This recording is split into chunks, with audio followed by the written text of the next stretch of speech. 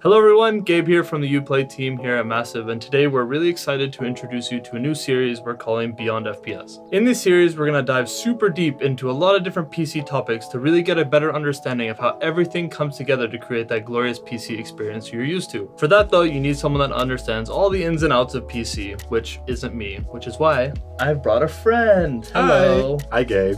Who are you? So my name is Oliver Warre and I'm a senior programmer here at Massive. To kick things off, we're going to start with looking at the heart of your system, the CPU. And in this episode, we'll be looking at processing and math. Exciting stuff, right? I love math. Let's get to it. So we all know CPUs are important. You go to your PC part picker list, you know processors on one of those, and you need to pick one. It's a big list. It's a big list. Big list. But a CPU is one of them. Yes. What is it? What is it doing? Why is it important for me? So the CPU is the one that does the processing, the math, basically any kind of data manipulation that has to happen on the computer. It's CPU, Central Processing Unit. So it's the main processing unit. So the processing is the main part that we're interested in. Like, what is processing? So let's create a hypothetical. Okay. Let's say that we don't have a CPU. There is no CPU. We have the RAM, we have the motherboard, we have everything, but there's no CPU. And we would like to do math. How do we do math? How do we do math? Math is so important. I mean, it's very important in games to be able to do math. If you have a character in a certain location and you want to move them, the math is basically the character location plus whatever he's supposed to be going. So that's just a simple addition. You can do multiplication, division, you can do subtraction. So let's just imagine that we have no CPU. So let's learn a little bit about low-level logic. Low-level logic. Low-level logic is what the CPU is doing to make things happen? Exactly. Okay. It's just doing it really fast. Okay. So let's create some logic. So we have this idea in low-level logic, which is called AND. It's the idea of you taking two values and you want to AND them together. And what we're dealing with here is we are dealing with zeros and ones. Only the 0 and 1. And the reason why computers are dealing with zeros and ones is when you create circuits or when you create systems that use zeros and ones, that they are extremely simple. And if you are simple, you also don't take a lot of power and you're also pretty fault tolerant. So it's simple logic taking numbers 0 and 1. We have no other numbers, that's it. So we have A and B, and then we have the value of A and B. So if we have the value 0 for A and 0 for B, the AND of A and B is 0. Great. If A is 0 and B is 1, it is still 0, because what has to happen is both of them have to be 1, then the result of A and B is 1. That's the only time that happens, and the operator AND can only take two values. But isn't AND like plus? So wouldn't 0 plus 1 be 1? You are hitting the nail on the head, Gabe. Man. You are absolutely hitting the nail on the head. So, you did it. You nailed it. There's another one called OR. Yeah. That's pretty cool. So it's A, B, and A or B. If it's 0 and 0, it is 0. So here's the idea that if either one of them is 1, we just need any value. And it can also be 1 and 1. Gives us a 1.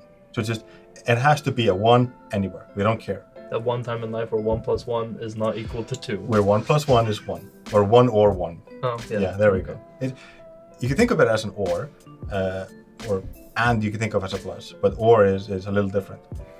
In English, when you think of or, if you'd say, would you like tea or coffee? You wouldn't say yes, right? Yeah. You would give someone the option. Yes. If someone says like, hey, welcome, would you like tea or coffee? And you say, yes, I would like tea or coffee.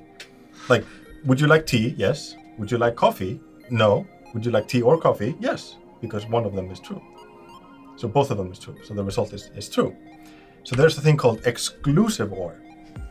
Okay. Yeah. Or Zor. It's just Zor, yes, exactly. That's what it says. I'm just reading what it says. Yeah, so it's called exclusive OR. That is more like what we deal with in English. If someone says, would you like tea or coffee? You wouldn't say yes. Yeah. So if we look at that one, we have A and B, and A XOR B. If it's both 0, we're both at 0. If B is 1, we get a 1. If A is 1, we get a 1, but if both of them are 1, we get nothing. It's only when either one of them is 1. Ah, okay. Great. So how does this apply to an actual computer? Well, what does this mean? Let's do math. Oh, let's do math. Because I love math. You hinted at, like, wait, that looks like a plus, right? So, Not. Let's do one more, which is a pretty simple one. Okay. It just flips the bit. Okay. So we need to know about that one as well. So we can just flip the bit. Great. So an AND gate looks like this. You can actually buy an electronic component in a circuit that looks like this. And this is the shape of that. It's called an AND gate. And an AND gate is made from 2 transistors. And this is the lowest we're going to go today. But a transistor is a amplification or a switching component. And it's basically why the computer revolution happened. And the idea in computer manufacturing is to make transistors smaller and smaller and smaller, because the smaller you can make the transistors, the smaller you can make gates like these, and the smaller the CPUs can be. The more processing you can do. Because you can have more transistors do more work. Okay. Yeah. So we have A and B. The AND gate does its thing, and how it does its thing, it's just through transistors, and we get S. Well, we get the value out in S, basically. So let's do math. Yep. Ready? Yeah, I got this. You got this. Years of school has led up to this moment right here. Let's go. Let's go. 0 plus 0. 0, I think. Yeah. Nice. Nice. Nailed it. 0 plus 1. I think that's 1. That's correct. Okay, nice. 1 plus 0. I think it's 1 again. Great. Okay, nice. 1 plus 1. It should be 2, but I think it's just 1. So, yeah, no, I kind of wanted you to say 2 exactly, because yes, it is 2, but we're dealing with binary numbers, and 2 in binary is 1, 0, because the binary bits are, it's 1, it's 2, 4, 8, 16, 32. So if the 1 bit is flipped, that just means that value. So 1, 0 is 1 in the 2 place and 1 in the 1's place. So it's 2, basically. So what happens is, it is 0, but you carry the 1 over. Remember? We've just gone into multiplication suddenly. You just carry the bit over and you place it down. So it's now 2. Okay. But do you notice a pattern here? So if it's 0 and 0, it's a 0. Yeah. If it's 0 and 1, It's a 1. it's a 1. If it's a 1 and a 0, it's a 1. But if it's both of them are 1s, It's 1, 0. it's a 0. Oh, yes. Do you remember from the XOR table? Okay, yeah. It gives the same results. If Yeah. both of them are 1, then the result is 0. Okay. We carry the 1 over.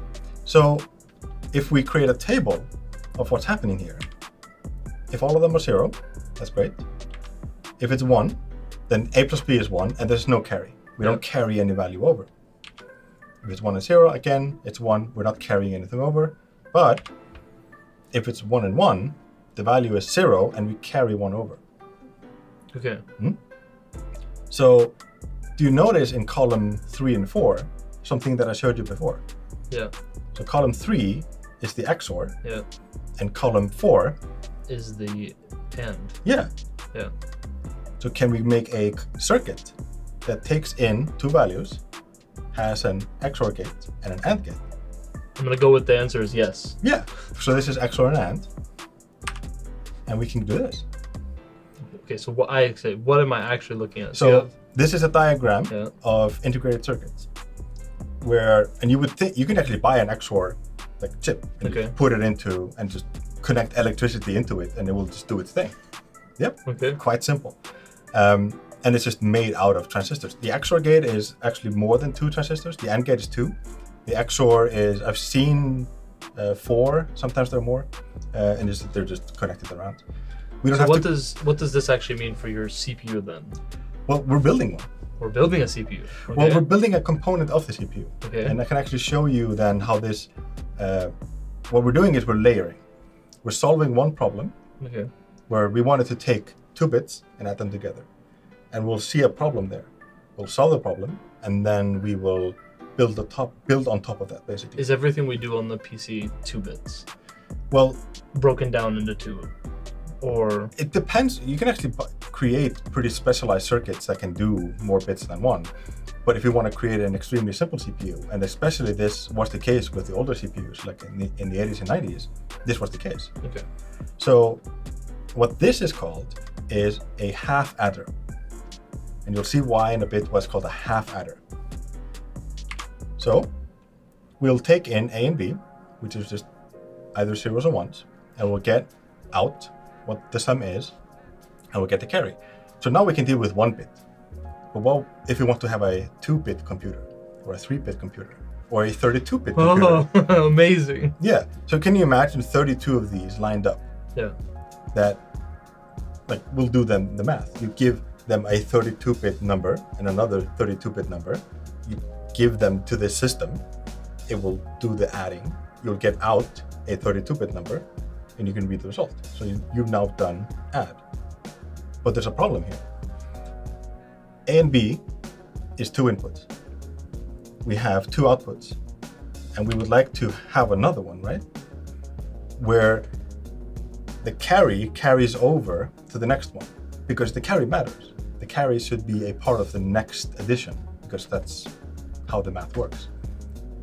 But this doesn't work. There is no input for the next carry, because the next A and B are values. We care about those values. But what happens then to the carry value? It goes off into Never Never Land. Goes off into Never Never Land. That's correct. Actually correct. Oh, wow. Yeah. Okay. Yeah, it just because there's nothing connected to it. So we need to solve this problem. So this is a full adder. And this is probably, this is going to be the most complex diagram we will have today. I'm just saying it's a questionable shape. Questionable shape, all right. But if you see a pattern here, this is a half adder, and this is also a half adder, and those 2 bottom ones are the carry bits, which will then go into an OR gate at the end. So what you have here is you have 3 inputs, A, B, and the carry in. So this is called a full adder. A full adder is an adder that is basically made from 2 half adders, and it can take 3 inputs. And what you can do with them, if we can imagine them as a box like this, you have A and B, which are just the bits that you want to add, the carry from a previous calculation, or just 0 if there was no, if this is the first one. And then you have the result bit, and then the carry go over to the next one. And if I can... So what happens to the last, so if you have 32 in a row? This is a wonderful, wonderful question. What happens to the last carry? Is it just like, I don't know where to go? It goes off with the Never Never Land. Really? Yes. Okay. Yeah. That's called an overflow. Okay. So if you heard about overflow and underflow and like overflow exploits and all that stuff, yeah, that's what happens. If you have a 32-bit system, you might have 32 full adders connected to each other. And if you are adding 2 numbers, and the result of those 2 numbers is bigger than 4.2 billion.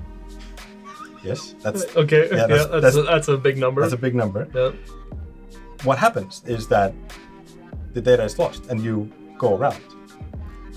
So the system thinks you're continuing on, but there's nothing to receive the carry from the end. So you just lost that data, and all of the stuff resets to 0 because what it thought was it was supposed to put bits at 33 bits, 34 bits, 35 bits, whatever, but there was nothing to receive it. So it loops around back to 0.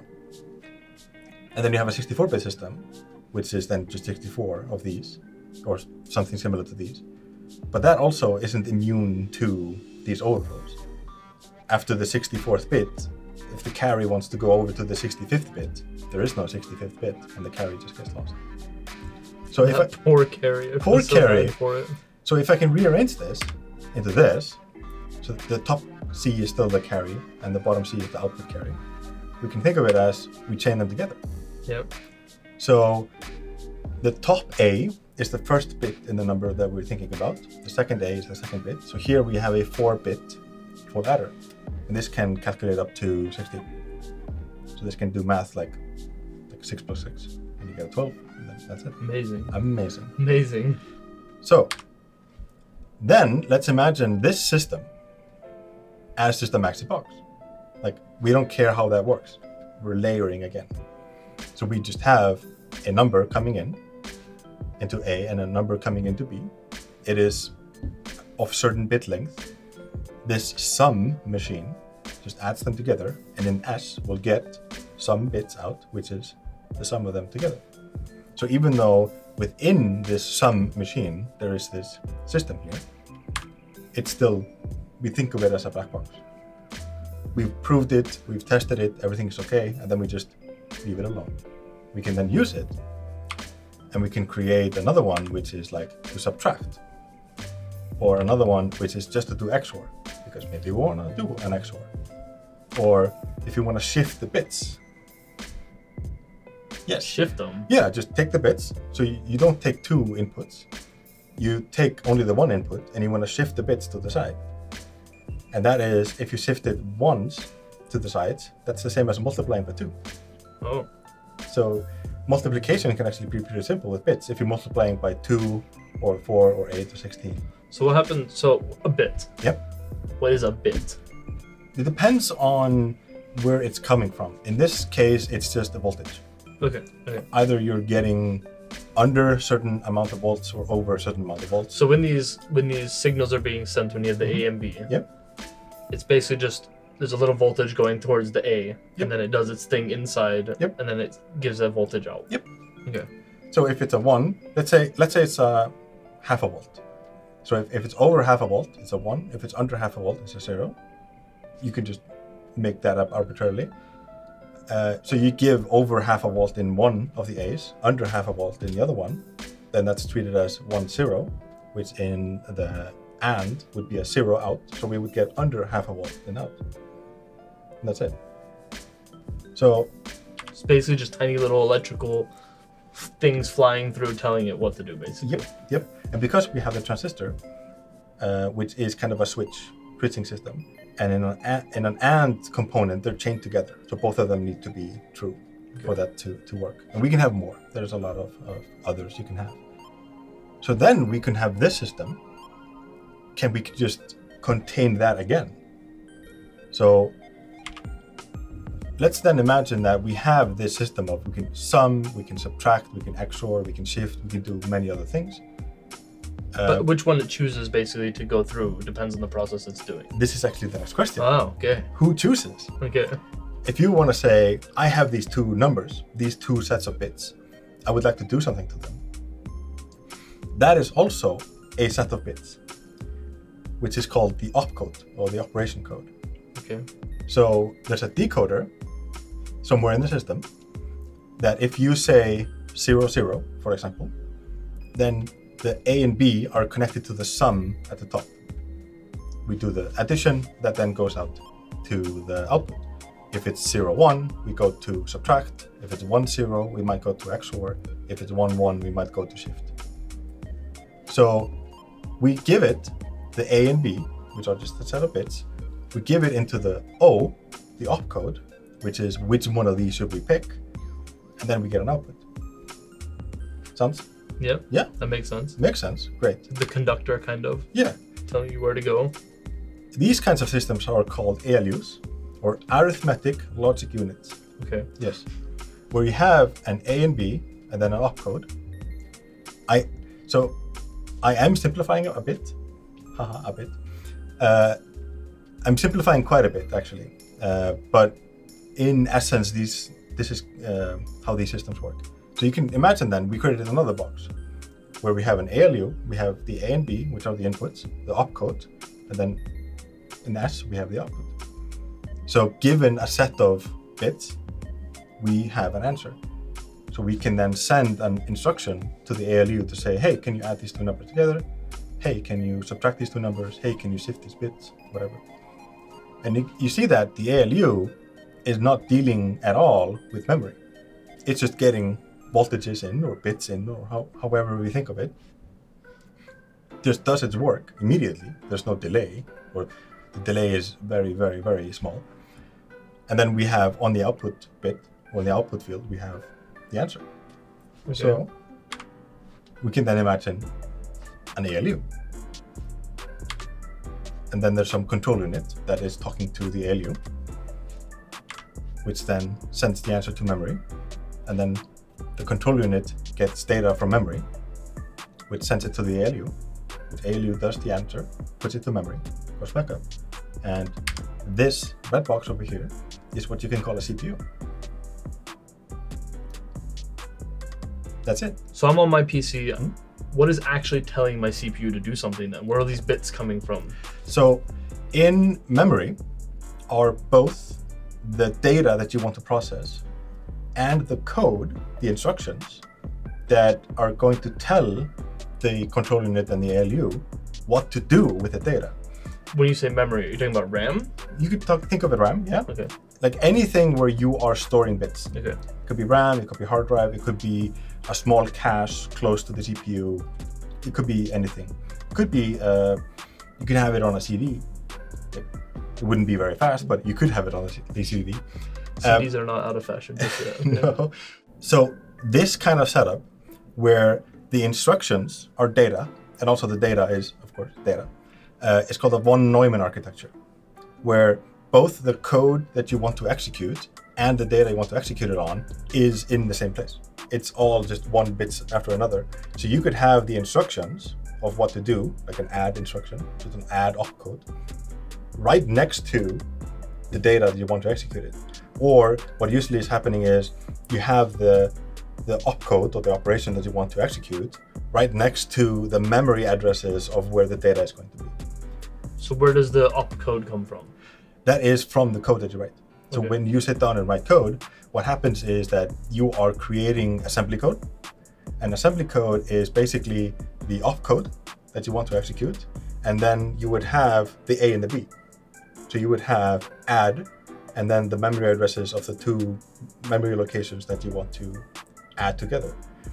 But then you would also have where should you put the result. And that's the thing we haven't gone into, because the ALU doesn't have memory itself. It would have to place the results into RAM, which is pretty slow. So usually what CPUs have is something called a register, which are very, very small bits of memory that are right next to the ALU or pretty close to like where the processing happens. So the ALU puts the results there. And also what it would do is when you would say, hey, I would like to add these two numbers together. The control unit is somewhere in memory because it has a thing called a program counter, which is like, I'm here in memory, I'm going to read this, I'm going to increment the program counter. It will read those instructions, decode them based on how it's decoded, send it to the ALU. The ALU would do the result. It would then be stored in the register. And then from the register, it might go to cache or memory, whatever. So if you had to do the summary of what we just talked about, or like the quick elevator pitch, what did we just learn? So at the core, a CPU is a pretty simplistic machine. Of course, things have progressed over time, but it is still following this von Neumann architecture of where instructions is data and data is also data, where you would have memory, which is then read by a control unit, and then decoded to send to some mathematical unit, which is usually called an ALU. And we just witnessed how a very, very simple ALU might be set up. And a CPU is basically the cycle of that happening again and again. You read from memory, decode it, send it into an ALU, you get the results, put them in memory, and do that again and again. Some quick math. Quick math. Thank you everyone for joining us. We hope you learned something. As we mentioned at the beginning of the video, this is a new series and CPU is the first thing we're tackling, which has tons of different parts and components we want to talk about. So it's like a little series in a series. So if there's anything you are curious about or want to learn more about or think we should go deeper into, let us know in the comments and we will look at them. Until next time, bye. Bye.